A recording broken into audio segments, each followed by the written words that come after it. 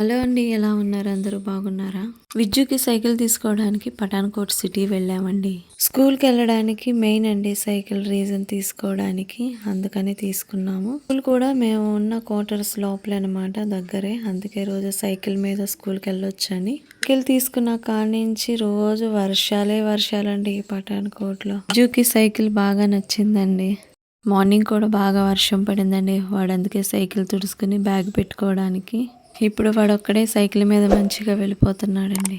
Cycle అంటే వాడికి చాలా ఇష్టం. ఇంకా వాడి ఇష్టం గ్రౌండ్కి వెళ్ళడం, ఆడుకోవడానికి, ఫ్రెండ్స్తో వెళ్ళడం. ఈయన సైకిల్ వేసుకుని ఎలా తిరుగుతున్నాడో అలా తిరుగుతున్నాడు వాడు. స్కూల్ బ్యాగ్ సైకిల్ స్టాండ్ మీద పెట్టొద్దంటండి. వాడు తగిలించుకుని తొక్కుకుంటూ వెళ్తాడంట.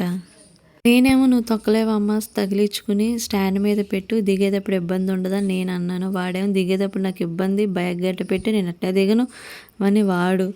కాదులే అమ్మా తొక్కుకుంటూ వెళ్ళిపో, అలవాటు అయిపోయిద్దిలే నీకే అని చెప్పాను. వాడు ఇహన అలాగే నేను ఏమి అనలేక వాడు మెలకొండ సరేనని వెళ్తున్నాడు. స్కూల్ టైం అయిపోతుందని వెళ్ళిపోతున్నాడండి వాడు. సైకిల్ కదా టైం అయిపోయినా వాడు వెళ్ళిపోగలడు. వాడు వెళ్ళేదేమో ఇటు రైట్ సైడ్ లెఫ్ట్ సైడ్ పోనిచ్చేసాడు సైకిల్. మళ్ళీ నేను కేకేసేసరికి వాడు అక్కడ ఆగిపోయాడు. ఆ తర్వాత వాడే రిటర్న్ తీసుకుని వాడు స్కూల్కి వెళ్ళిపోయాడండి. వాడు తొక్కుకుంటే వాడి సైకిల్కి మనీ స్పాన్సర్ చేసింది వాళ్ళ అమ్మమ్మ, తాతయ్య, హేమంత్ అమ్మ. లోపలే కాబట్టి వాడి సైకిల్ ఎలా తొక్కుకెళ్ళినా భయం లేదండి. కారులతో కానీ వీటితో ట్రాఫిక్ అనేది ఉండదు కాబట్టి బయట అయితే కొంచెం టెన్షన్ పడేవాళ్ళం. అందుకని ఓన్గా సైకిల్ తీసి ఇవ్వడానికి కారణం కూడా వాడికి తొక్కుకోవడానికి.